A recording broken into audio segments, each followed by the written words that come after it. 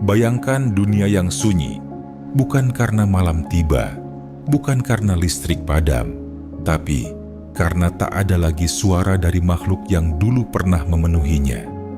Tak ada langkah kaki lain di hutan, tak ada kicauan serempak saat pagi, tak ada pasangan untuk menunggu atau anak-anak untuk dilindungi.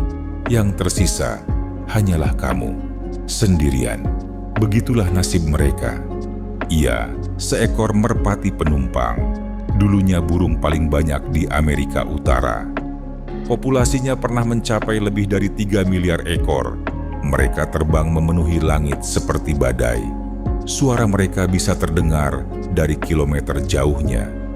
Namun hari itu, Martha tinggal sendirian di sebuah kandang sempit di kebun binatang Cincinnati. Tanggal 1 September 1914, Martha terdiam di sudut kandangnya. Tubuhnya lemah dan dunia sudah tak punya tempat untuknya. Dan pada hari itu, merpati penumpang resmi punah dan dunia tak pernah terdengar sama lagi. Di waktu lain, jauh di Kepulauan Galapagos, ada seekor kura-kura tua yang bergerak pelan tapi pasti. Namanya Lonesome George. Ia adalah satu-satunya spesies Chelonoidis abingdoni yang tersisa. Sementara dunia berubah dengan cepat, ia tetap di sana, berjalan pelan dari satu batu ke batu lain. Tak tahu bahwa ia adalah yang terakhir. Para peneliti berusaha keras menyelamatkannya. Mereka mencarikan betina dari spesies serupa. Mereka berharap setetes harapan bisa memunculkan kehidupan baru. Namun, George tetap sendiri. Ia tidak pernah punya keturunan. Dan pada tahun 2012, George pun mati dalam diam. Kisah tragis lain datang dari hewan yang jarang kita pikirkan. Bukan burung atau mamalia megah, tapi seekor siput pohon kecil dari Hawaii bernama Turgi. Turgi adalah spesies Achatinella apex fulva. Dan pada tahun 2019, ia adalah satu-satunya dari jenisnya. Ia hidup dalam wadah steril, dikelilingi oleh suhu yang dikontrol dan peralatan ilmiah. Tapi tidak ada alam, tidak ada teman, dan saat ia mati, ilmuwan merekam suara terakhirnya. Suara langkah siput terakhir dari spesies yang telah menghuni bumi selama ratusan ribu tahun. Yang tragis dari kisah mereka bukan hanya karena mereka punah, tapi karena mereka punah sendirian. Mereka tidak diserbu oleh pemangsa atau bencana. Mereka tidak mati karena cuaca ekstrem atau gunung meletus. Mereka mati karena ditinggalkan, karena dunia sibuk dengan urusannya sendiri, karena manusia terlalu sibuk mengejar pertumbuhan, kekuasaan, dan konsumsi, sampai lupa bahwa ada makhluk lain yang bernapas bersama kita, tapi tak bisa berbicara. Mungkin kamu berpikir, apa pengaruhnya satu hewan punah? Tapi kepunahan bukan hanya tentang kehilangan satu spesies. Ia adalah tanda retaknya keseimbangan besar. Satu benang yang ditarik, dan perlahan seluruh jaring bisa runtuh. Merpati penumpang bukan sekadar burung. Ia adalah pengontrol hama alami. Ia membawa benih dari satu hutan ke hutan lain. Ia bagian dari sistem, dan saat sistem itu pecah, efeknya bisa dirasakan hingga ke petani, hingga ke tanah, hingga ke manusia. Kura-kura George bukan hanya makhluk pelan. Ia adalah penyeimbang vegetasi. Ia membantu menyebarkan benih tanaman endemik. Tanpa dia, flora asli kehilangan sahabatnya, dan spesies lain ikut menghilang satu persatu, seperti domino yang pelan-pelan tumbang. Dan Turgi, ia kecil, lemah, tapi ia adalah bagian dari sejarah ekosistem Hawaii yang unik. Keberadaannya adalah bukti bagaimana bahkan makhluk paling sederhana memiliki peran besar dalam siklus kehidupan.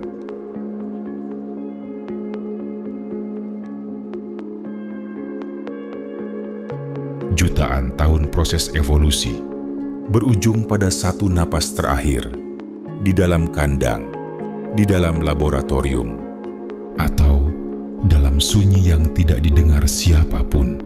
Dan kini kita hanya bisa bertanya, berapa banyak lagi yang akan bernasib sama?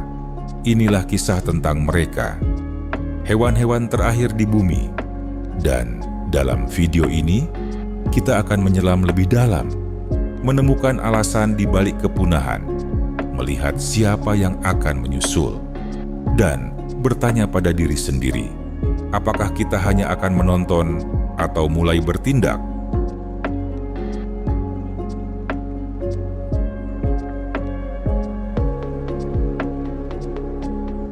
Ada masa ketika langit di Amerika Utara bukan milik pesawat atau drone, tapi milik burung. Merpati penumpang atau passenger pigeon adalah spesies burung yang jumlahnya begitu besar hingga kawanan mereka bisa menutupi matahari selama berjam-jam. Laporan tahun 1866 dari Ontario, Kanada, mencatat kawanan burung ini yang terbang selama lebih dari 14 jam tanpa henti.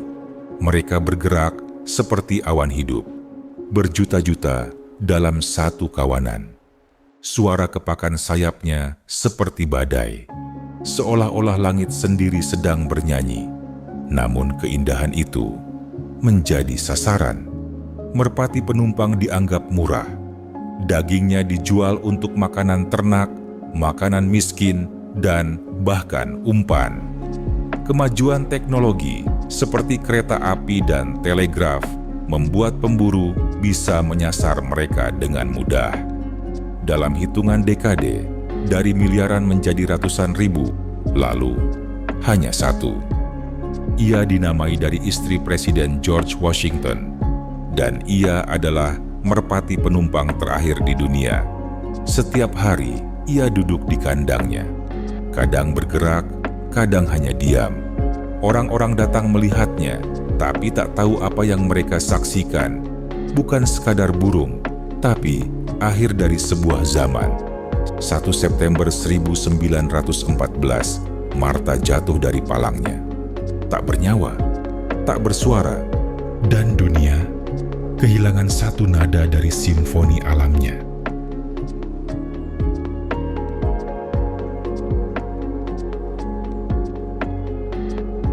Jauh di Kepulauan Galapagos, di pulau kecil bernama Pinta, hidup seekor makhluk tua yang setiap langkahnya adalah sejarah yang hidup. Namanya Lonesome George. Ia adalah satu-satunya spesies Chelonoidis abingdonii, sejenis kura-kura raksasa Galapagos. Dulu, pulau tempatnya hidup adalah surga. Tumbuhan tumbuh lebat, iklim seimbang, dan George, seperti leluhurnya, hidup ratusan tahun dengan tenang. Namun, ketenangan itu tak bertahan. Manusia datang membawa kambing, babi, dan spesies asing lainnya. Kambing menyantap semua tumbuhan. Tanah gersang, makanan hilang, dan kura-kura perlahan mati. Ketika peneliti menemukannya tahun 1971, George sendirian. Tak ada kawanan, tak ada betina. Ia adalah yang terakhir. Peneliti dari seluruh dunia mencoba menyelamatkannya. Dicari betina dari spesies serupa. Ditempatkan bersama George, diharapkan akan muncul cinta atau sekadar kawin demi bertahan hidup. Tapi George tidak tertarik, atau mungkin terlalu tua. Ia hidup selama 40 tahun terakhirnya di kebun pelestarian, diperhatikan, dijaga, diberi makan. Dan pada 24 Juni 2012, George mati di tempat tidurnya. Tak ada penerus, tak ada George Jr., hanya tubuh yang membeku dan air mata manusia yang menyadarinya terlambat.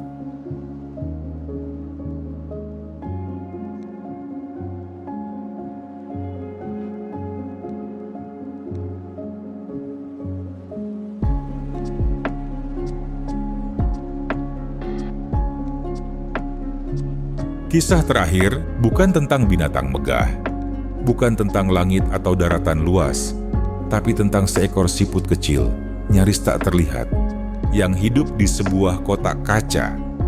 Namanya Turgi. Ia adalah siput pohon Hawaii dari spesies Achatinella apex fulva. Bentuknya kecil, lambat, tapi seperti semua makhluk lain, ia punya hak untuk hidup. Dulu, spesies ini banyak ditemukan di hutan basah Hawaii. Mereka bagian penting dari ekosistem, membantu mengurai dan mendaur ulang daun.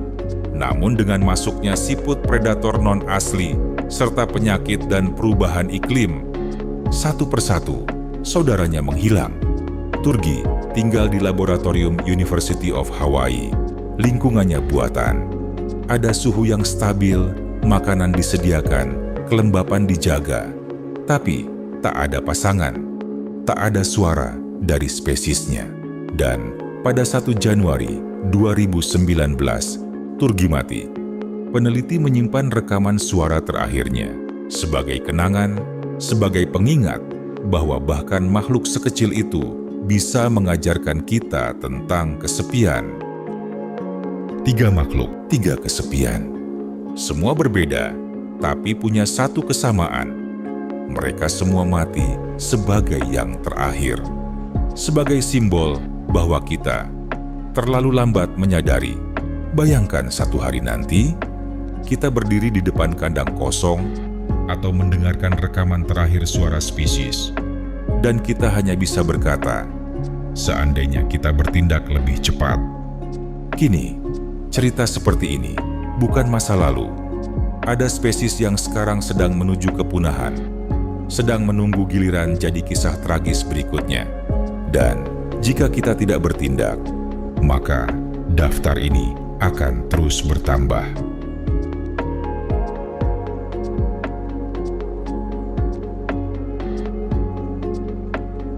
Beberapa telah tiada, tapi masih ada yang tersisa, makhluk-makhluk yang masih hidup, namun sudah berada di ujung batas. Satu gempa kecil saja, satu penembak, satu pohon yang ditebang, satu musim yang gagal, dan mereka akan menyusul. Di segmen ini, kita akan mengunjungi mereka. Mereka yang masih bertahan, tapi hanya tinggal sedikit.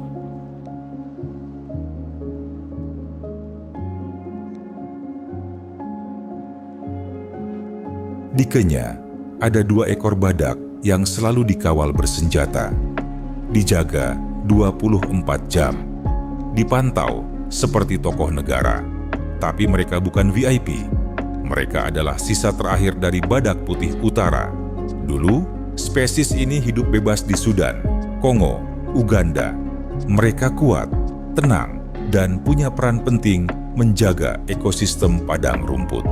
Namun kekuatan mereka tidak bisa melawan peluru dan gergaji. Gading mereka jadi komoditas, mitos kesehatan, permintaan pasar gelap, dan kebijakan lemah. Menghancurkan populasi mereka satu demi satu. Pada 19 Maret 2018, sang jantan terakhir, Sudan, mati. Ia diberi nama dari tempat asalnya. Ia mati dalam tidur, di samping penjaga yang sudah mencintainya seperti keluarga. Kini yang tersisa hanya 2 betina, tapi mereka tak bisa hamil lagi. Satu-satunya harapan, teknologi. Peneliti berusaha menggunakan sel Sudan untuk menciptakan embrio, tapi keberhasilannya belum pasti. Badak ini masih hidup, tapi seperti lilin yang hanya menunggu tiupan angin. Namanya mungkin asing, tapi keberadaannya sangat penting. Vaquita adalah spesies lumba-lumba kecil dari Teluk, California, Meksiko. Panjang tubuhnya hanya sekitar 1,5 meter. Matanya besar, ekspresinya seolah penuh rasa ingin tahu. Namun di balik wajah lucunya, tersimpan tragedi. Vaquita tidak diburu langsung. Mereka tersangkut di jaring ilegal yang dipasang untuk menangkap ikan totoaba. Ikan yang kandung kemihnya dijual dengan harga selangit di pasar Asia. Setiap tahun, jaring itu merenggut nyawa mereka. Populasinya kini diperkirakan tinggal kurang dari 10 ekor. Beberapa ahli bahkan hanya memperkirakan 7. Fakita sangat pemalu, jarang terlihat, sulit difoto, dan itu menyulitkan pelestariannya. Yang membuat sedih adalah mereka tak pernah jadi berita utama. Jika mereka punah, kita akan kehilangan satu spesies laut yang hanya hidup di satu tempat di dunia. Dan kita bahkan tak sempat mengenalnya lebih dekat.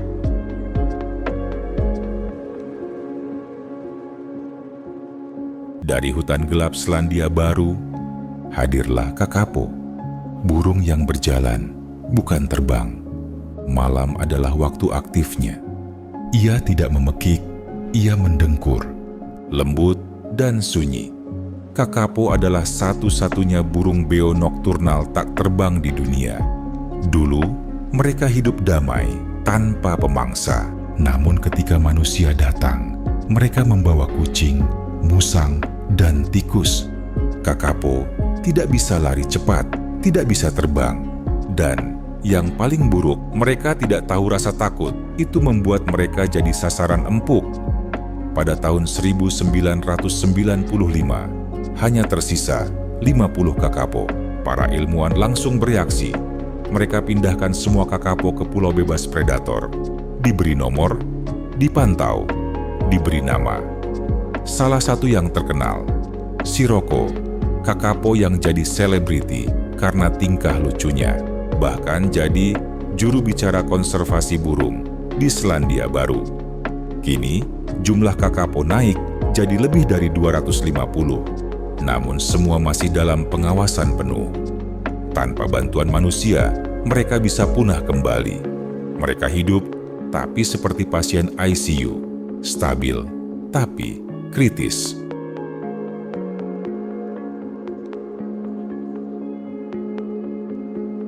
Di Tiongkok, tinggal satu ekor kura-kura air raksasa, kura-kura air tawar terbesar di dunia. Panjang hampir 1 meter, bobot lebih dari 100 kg. Namun sayangnya, ia jantan. Tahun 2019, satu-satunya betina yang tersisa mati dalam proses inseminasi buatan. Eksperimen terakhir gagal. Kura-kura ini kini hidup di kebun binatang Suzhou. Ia berenang dalam kolam buatan, diberi makan dengan hati-hati. Ada harapan melalui teknologi cloning, tapi sama seperti pada badak putih. Ini adalah perjuangan melawan waktu dan alam.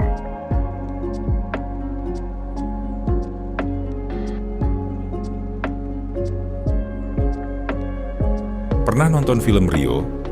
Tokohnya diadaptasi dari burung langka bernama Spixes macaw. Burung beo biru terang dari Brasil.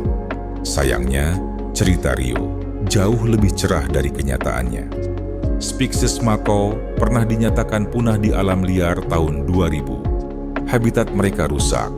Mereka diburu dan dipelihara secara ilegal. Namun ada keajaiban.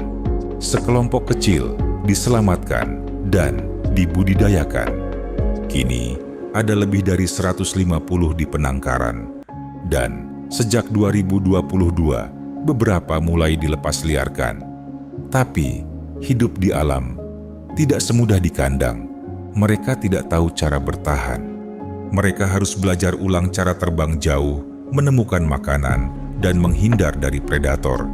Mereka punya harapan. Mereka hidup seperti pasien yang bernapas melalui selang. Tiap individu dijaga, dihitung, dicatat, dan semua tergantung pada keputusan manusia. Apakah kita membiarkan mereka mati pelan-pelan atau berjuang hingga akhir? Mereka telah mati. Ada yang di kandang, ada yang di laboratorium, ada yang di hutan yang sunyi, dan sebagian lainnya sedang menunggu giliran. Kita telah mengenal nama-nama mereka. Kita telah melihat kesepian mereka. Kita telah mengerti kenapa mereka punah. Sekarang, hanya ada satu pertanyaan yang tersisa. Apa yang akan kita lakukan?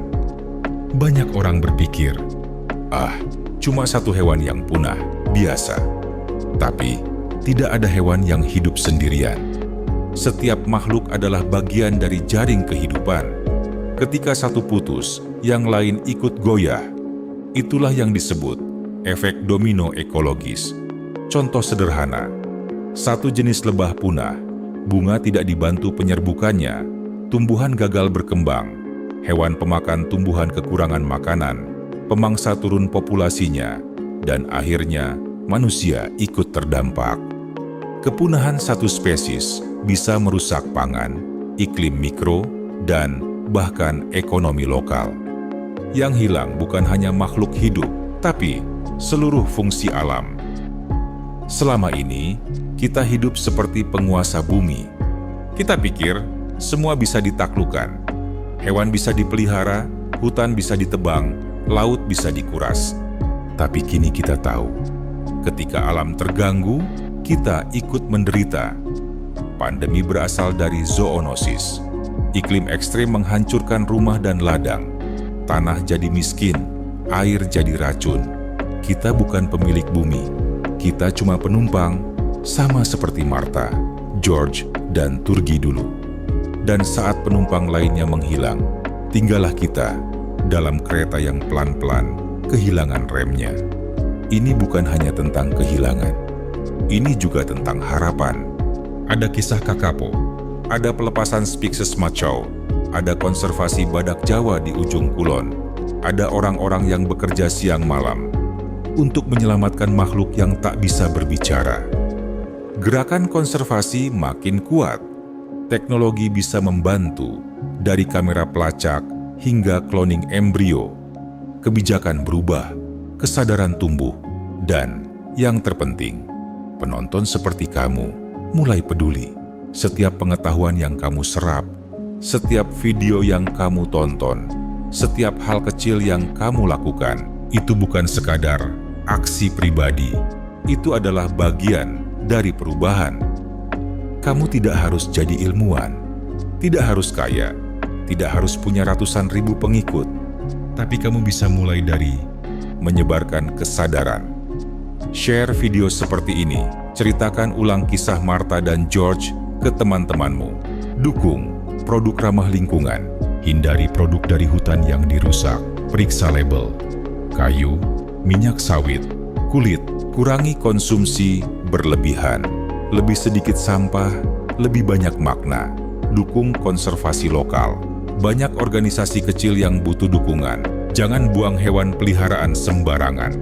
Jangan beli hewan langka. Perubahan besar selalu dimulai dari langkah kecil. Dan langkah itu bisa dimulai dari kamu. Saat kita menyelamatkan hewan, kita tidak hanya menyelamatkan mereka. Kita menyelamatkan diri kita sendiri. Masa depan kita, anak cucu kita, bumi yang akan mereka tinggali. Kita sedang memilih, apakah ingin jadi generasi yang dikenang sebagai perusak, atau generasi yang mulai memperbaiki. Kita tidak mewarisi bumi dari nenek moyang kita, kita meminjamnya dari anak-anak kita. Bayangkan seekor hewan terakhir, sendiri, tak lagi bernyanyi, tak lagi mencari pasangan, hanya menunggu, dan kita hanya menonton. Atau kita bisa jadi suara bagi mereka yang tak bersuara. Kita bisa jadi tangan yang menanam pohon. Kita bisa jadi generasi yang tidak diam. Karena hewan terakhir di bumi bisa jadi bukan hanya mereka. Kalau kita terus acuh, kita bisa jadi yang berikutnya. Ingat nama mereka, belajar dari kepergian mereka, dan bergerak sebelum semuanya terlambat.